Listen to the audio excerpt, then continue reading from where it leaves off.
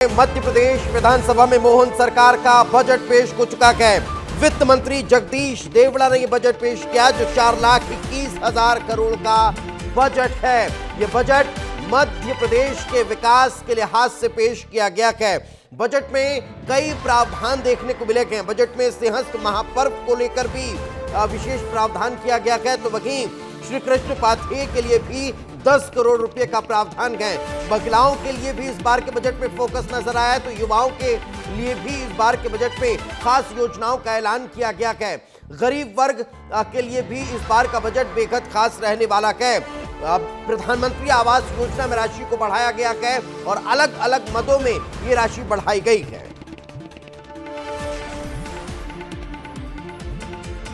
आपको बता दें कि मध्य प्रदेश विधानसभा में मध्य प्रदेश सरकार का बजट पेश हुआ है। एक और बड़ी खबर आपको बता देते हैं, इस बार के बजट में सिंहस्थ महापर्व को लेकर भी प्रावधान किया गया है। 2000 करोड़ रुपए की राशि सिंहस्थ महापर्व को लेकर जारी की जा रही है।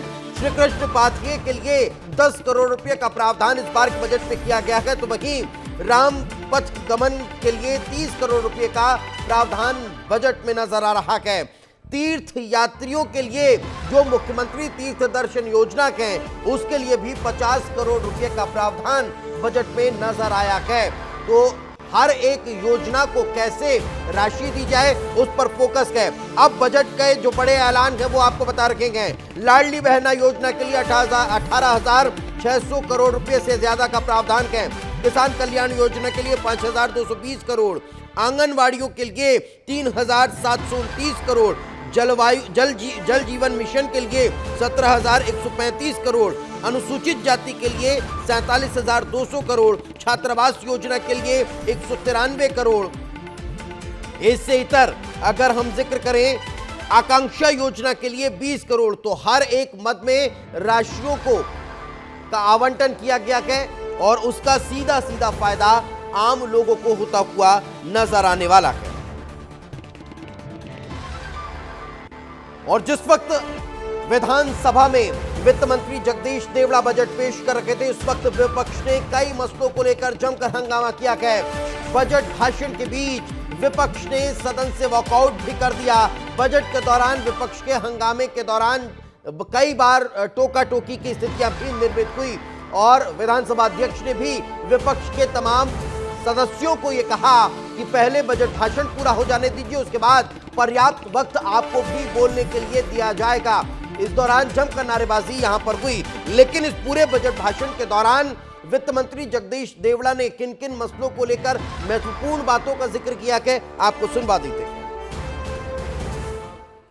सुचिंतित रणनीति के तहत औद्योगिक विकास पर ध्यान केंद्रित करते हुए समाज के समस्त वर्गों के समावेशी विकास के लिए 4 सर्वस्पर्शी मिशनों गरीब कल्याण मिशन, युवा कल्याण मिशन, किसान कल्याण मिशन एवं नारी कल्याण मिशन के अंतर्गत कार्य कर रही है।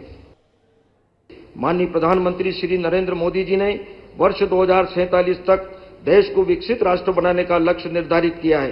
प्रदेश के ऊर्जावान मुख्यमंत्री डॉक्टर मोहन यादव जी के कुशल नेतृत्व में हमारी सरकार ने भी प्रदेश के लिए विकसित मध्य प्रदेश 2047 का विजन डॉक्यूमेंट तैयार किया है।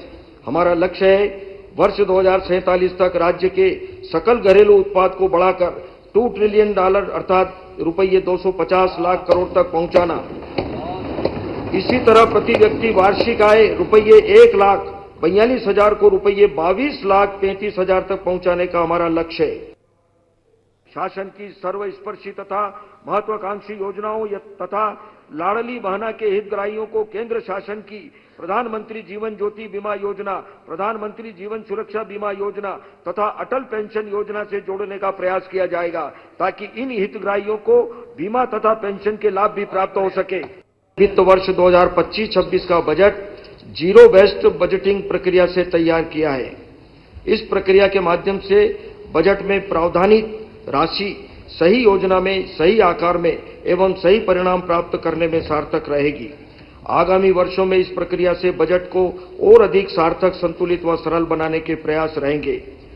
यही जुनून, यही एक ख्वाब मेरा है, वहां चिराग जला दूं जहां अंधेरा है। और चलिए चर्चा करते हैं। इस वक्त हमारे सहयोगी उज्जैन से संतोष कृष्णानी जुड़ चुके हैं, जबलपुर से दुर्गेश साहू हमारे साथ मौजूद हैं, तो वहीं डॉक्टर विशाखा कुटुंबले भी हमारे साथ जुड़ चुकी हैं, एचओडी हैं स्कूल ऑफ इकोनॉमिक्स की। बहुत बहुत स्वागत है आप तीनों का। लेकिन संतोष, महाकुंभ का आयोजन अब कहीं ना कहीं मध्य प्रदेश में होने जा रहा है और सिंहस्थ महापर्व को लेकर भी 2000 करोड़ की राशि का प्रावधान जो है इस बार के बजट में है। किस तरह की तैयारियां अब देखने को मिलेंगी और किस तरह से उत्साहित जो हैं वो उज्जैनवासी नजर आ रहे हैं? संतोष। बिल्कुल उत्साहित क्यों ना हो, क्योंकि मध्य प्रदेश का गौरव है प्रदेश के मुख्यमंत्री डॉक्टर मोहन यादव। और जिस प्रकार का जो बजट आया है उसको लेकर किसान भी संतुष्ट नजर आ रहे हैं, तो व्यापारी भी संतुष्ट नजर आ रहे हैं। और खास बात, जो सिंहस्थ को लेकर उन्होंने चिंता पाली थी, तो उसका बजट भी इस बार अलग सेंक्शन किया गया है। तो कहीं ना कहीं इस बार का जो सिंहस्थ होगा, जिस प्रकार हमने देखा था प्रयागराज का ऐतिहासिक तरीके से कुंभ हो रहा, तो यहाँ पर भी 30 से 40 करोड़ लोग आने की यहाँ पर प्लानिंग की जा रही है। उसको लेकर क्या व्यापारी सोचते हैं, क्या किसान सोचते हैं, हम उनसे चर्चा करते हैं। कैसा हुआ है बजट, कितनी सुविधा दी गई सभी सब? माननीय सीएम साहब को बहुत बहुत धन्यवाद देते हैं जो उन्होंने इतना शानदार बजट पेश किया, और विशेष करके उज्जैन के लिए और सिंहस्थ के लिए जो उन्होंने चिंता पाली है, और जो निर्माण कार्य और कार्य तीव्र गति चल रहे हैं उसके लिए हम बहुत बहुत धन्यवाद देते हैं और आभारी हैं। और रामपथ और कृष्णपथ भी बन रहा है, इसके लिए भी हम बहुत बहुत धन्यवाद देते हैं। किसानों के लिए कहीं ना कहीं जो फायदे वाली चीज़ है उसको लेकर आप क्या सोचते हैं, क्योंकि दूध उत्पादन को भी बढ़ावा दिया जा रहा है? देखिए, कहीं ना कहीं सरकार जो दूध उत्पादन को लेकर इतने प्रोत्साहन राशि और अन्य चीज़ें ला रही है, उसका फ़ायदा प्रदेश के उपभोक्ता हैं जिनको अच्छा दूध मिलने वाला, जो नकली दूध की बिक्री पर रोक लगेगी। ये प्रदेश की जनता के स्वास्थ्य के लिए भी सरकार ने चिंता की और किसानों को भी इससे प्रोत्साहित किया है। तो इससे कहीं ना कहीं दूध उत्पादन के क्षेत्र में एक नया काम होने वाला है। बिल्कुल। आप व्यापारी वर्ग से आते हैं, कैसा रहा आप इस बार का बजट, और क्या क्या आपने देखा है बजट में, किस प्रकार की रुचि है? मैं सोचता हूं कि जो बजट इस बार का प्रस्तुत हुआ है शायद ही आज तक के कार्यकाल का सबसे बेस्ट बजट मानता हूं। इसमें उन्होंने सभी लोगों को सम्मिलित किया है, चाहे इंफ्रास्ट्रक्चर बढ़ाना हो, चाहे किसान हो, चाहे व्यापारी हो, सब लोगों को दिया। और विशेष रूप से उज्जैन के लिए तो सौगात दे दी। इतना भयंकर बजट उज्जैन के लिए, और यहाँ राम कृष्ण पथ और श्री कृष्ण पथ बनने जा रहा है। ऐसा सौभाग्य है कि हम उज्जैन में निवास करते हैं, और हमारे मुख्यमंत्री जी को इस बात के लिए मैं बहुत बहुत धन्यवाद, बहुत बहुत आभार धन्यवाद भी देते हुए नजर आ रहे हैं। और भी लोगों से, व्यापारियों से बात करते हैं। सिंहस्थ महापर्व हम सभी का गौरव है। हमारे साथ विशाखा जी उनका रुख करेंगे। क्विक, तो क्या लग रहा है इस बार का? इस बार का सिंहस्थ महापर्व हमारे माननीय मुख्यमंत्री मोहन जी यादव, जो कि स्वयं उज्जैन के निवासी हैं, उनकी एक सोच है कि सिंहस्थ महापर्व प्रयागराज से भी भव्य हो और सुंदर हो। इसलिए उन्होंने सड़क का चारों तरफ जाल बिछा दिया और कई विकास कार्यों की सौगात उज्जैन को दे दी है। ऐसा मुख्यमंत्री को मैं बहुत आभार प्रकट करता हूं। और इस बार के जो बजट में उन्होंने हमारे उज्जैन के लिए जो दिल खोल के बजट रखा है, चलिए बिल्कुल बिल्कुल, यानी कि हर वर्ग जो है वो अब खुश नजर आ रहा है। विशाखा जी का रुख कर लेते हैं। विशाखा जी, पूरा बजट भाषण आपने सुना, क्या महत्वपूर्ण रहा इस बार के बजट में, कैसे देखती है इस बजट को?